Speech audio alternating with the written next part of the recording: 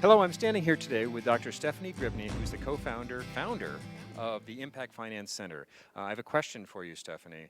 For people who missed today's Rotary meeting, what did they miss? What did you have to tell them that they should know?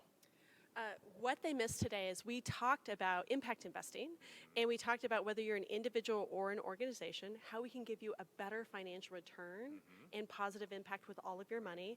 And then we laid out a roadmap that if we got all the Rotaries working on this around the world, we could catalyze $1 trillion of investment into good things. Now you're talking Rotary language, $1 trillion investment. We're probably close to that, but not quite there.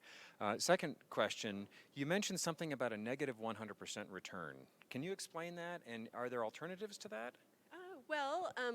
One of the things we discovered throughout our impact investing journey is that when private foundations or community foundations or corporate foundations or donor-advised funds, that they actually have had a tax incentive since 1969 to take the money they were going to give away in a grant and do it as a loan or equity investment.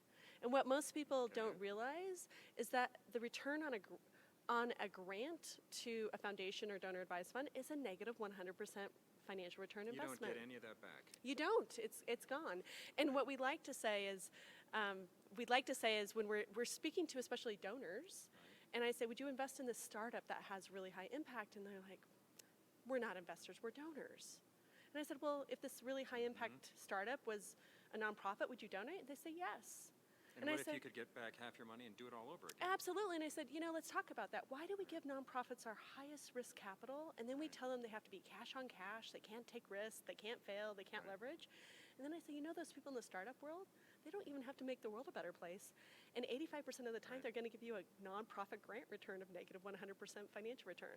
And they're allowed to take risk and fail and be cash on cash. And I'm familiar with that. Yeah. Is there a third way? Yeah. So how do we take the best of the for-profit world and the best of the nonprofit world? And what's super exciting is I think Rotary could be a real global leader in this. Yeah, I think so.